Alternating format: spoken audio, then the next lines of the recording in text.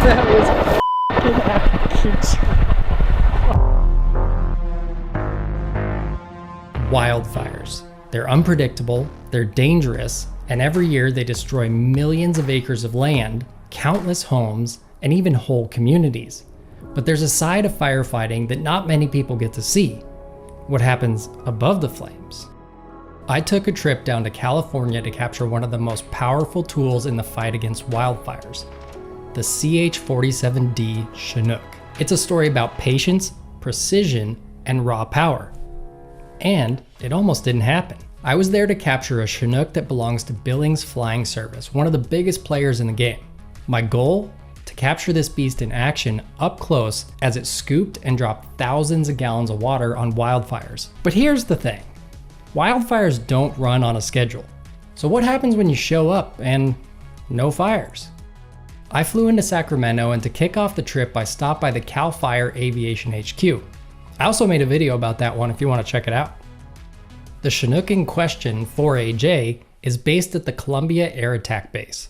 This is where I met up with the Billings crew. And on top of the pilot, co-pilot, and crew chief, there's also a big team of people that maintain these things to make sure they're ready to go on a moment's notice. When I got there, the Chinook was ready, the crew was ready, but the fires just weren't happening. And the crew sits there on standby all day waiting for the call to come through. That's part of the game you play in firefighting. Sometimes you wait days and days and nothing happens. Other times you're thrown right into the chaos with zero warning. And while you're waiting, you kind of have this moral battle with yourself. On one hand, you don't want a fire to start and put people in danger. But on the other hand, you do want a fire to start so you can get the job done. When it comes to firefighting, especially aerial firefighting, it's not as action-packed as what you see on TV or on the internet. And as the day dragged on, it became really clear that we were going to be waiting for quite a while. So I figured while we wait, let's talk about the beast, the CH-47D Chinook.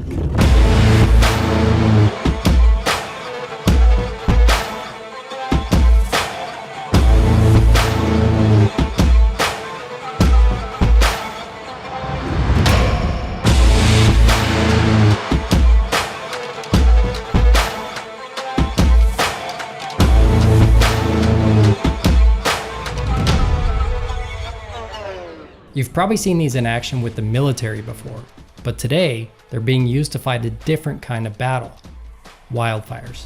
You can probably tell by just looking at it, the Chinook is no ordinary helicopter. It's a Type 1, which means it's the biggest, fastest, and most capable class of helicopter for firefighting. Originally designed for military use, these helicopters were built to carry heavy loads, fly in tough conditions, and get in and out fast. This beast has a maximum hook weight of 26,000 pounds. That's insane, right? And it can carry up to 2,500 gallons of water. To put that into perspective for you, that's like dropping a small swimming pool right on the fire. And here's another really cool thing about this particular Chinook that sets it apart. It doesn't use the traditional Bambi buckets like you see hanging from most helicopters. It has internal tanks that are built in with a specific drop system, and this gives them a couple of different advantages. One, precision. The crew can control exactly how much water they release. Number two, they can split it into multiple drops during one flight. So instead of dumping everything in one shot, they can strategically hit different hotspots. And number three, it can hold so much more water than those buckets can. And the way it fills up these tanks is just as impressive. That snorkel system, it can refill 2,500 gallons of water in under a minute. And here's the kicker. Unlike the water bombers, they don't have to go all the way back to base to refill with water. They can find any nearby water source and do it there. It could be a pond, a river, a lake, sometimes even swimming pools. And this is where the Chinook really stands out. It can refill its 2,500 gallon tank in under a minute. 30 seconds, 45 seconds, and boom, it's back in the air, headed straight for the fire. Now think about that.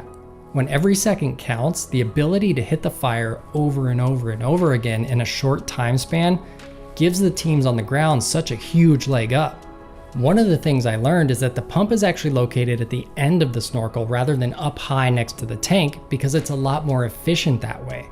And they try to put the snorkel as deep as they can in the water so the pump isn't trying to push the water all the way back up that tube. And that's part of where the speed of this helicopter really comes into play.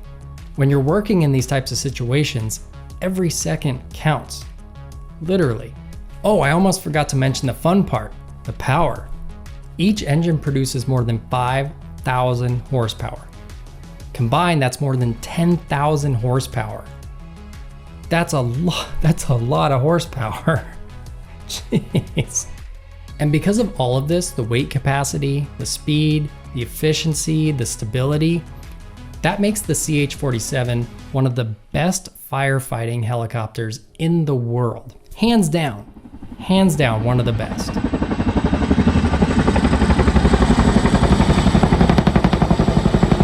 Now here's a tip if you're ever around a Chinook. The downwash on these things is insane. It's not so bad on the front and back, but if you're on the sides of it, you better hold on because it's gonna be like a hurricane. Like seriously, it's like Hurricane Milton. And I found this out when I got blasted by pond water. And that pond water did not smell good. It was a pond in a cow pasture. I'm just gonna leave it at that.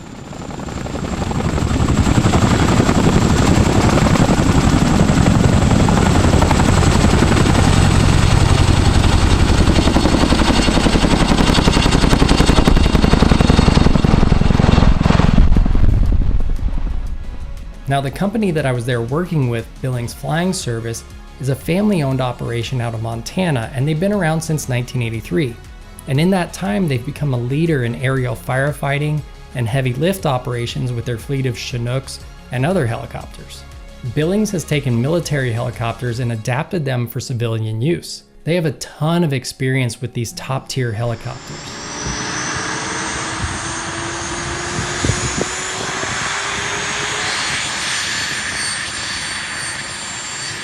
Finally, around 4 p.m., as I was about to get a tour of the Firehawk they had at the base there, we got the call. It was the Boone Fire about 150 miles away from where we were based. And at this point, I had a decision to make.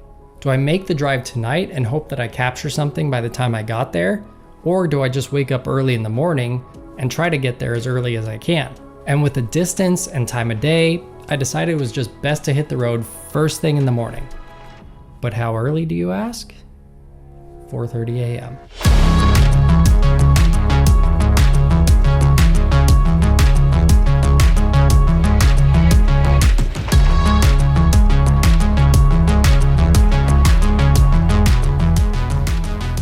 This is all part of these jobs. A lot of early mornings and a lot of hurry up and wait all mixed together. Because I made the drive so early, I was able to catch the morning briefing at Coalinga and get the lowdown on the fire. Unfortunately, visibility was not on our side thanks to the smoke, so the helicopters weren't cleared to fly quite yet. So it was going to be another waiting game. Hanging around the Coalinga airport was really cool because there was a collection of all sorts of badass helicopters. A-Stars, 407s, Hueys, Sky Cranes, which feel so big when you're standing next to them. Like, I don't think you realize how big these things are. And of course, there was a row of Chinooks from Billings and other companies. Between the heat and the line of military helicopters, this is what I kind of imagine the Middle East is like. And then finally, the moment came. The crew got the call and I was pumped to finally get some action. I had a rough idea of where they'd be dipping and dropping because of the movement of the fire, but I didn't know exactly where. And once I found out, it was still a challenge to actually get there. Some roads were closed, some were private, and it's a really remote area with no cell phone service. But I did manage to find the dip spot, a small pond on the ranch.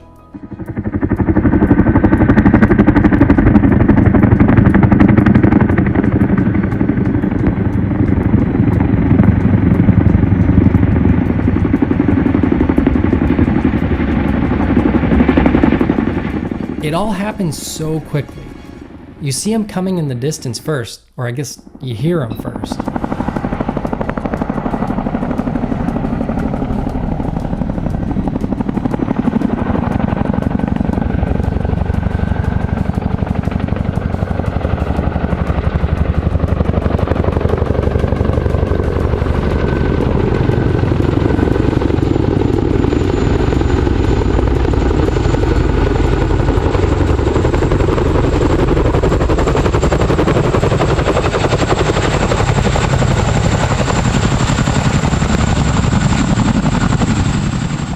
Then they drop down to the water and hover for 30 to 45 seconds as they refill the tank.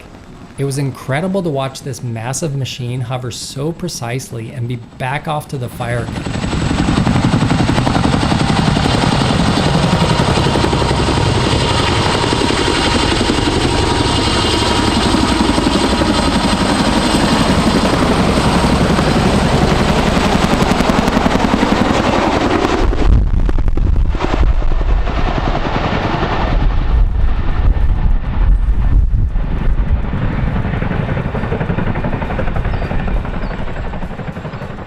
I never realized how quick this whole process was.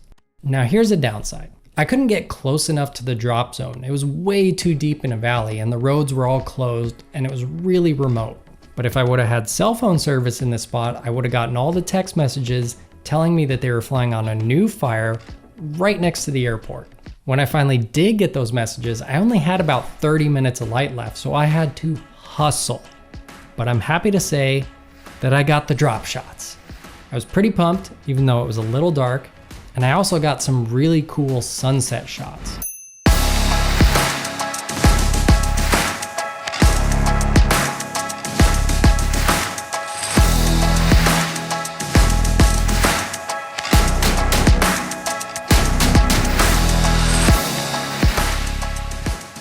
The backlit sunset shots are my favorite of this whole series right here. The whole experience was amazing, and it was also a lesson in patience. Waiting for the right moment, waiting for the right shot, and being ready when the call finally came. The Chinook is a beast, and watching it in action is nothing short of incredible. Whether it was the adrenaline of capturing the shot or the sheer awe of seeing a machine like this do its thing, this trip reminded me why I love what I do. Aerial firefighting is something that most people don't think about until it's too late. But seeing these crews and machines in action gave me a whole new appreciation for the work they do. If you want to see more behind the scenes of what goes into fighting these fires from the air, you can check out my last video where I got a tour of the CAL FIRE Aviation HQ. And of course, if you enjoyed this video and you want to see more like it, hit the subscribe button. I'll catch you later.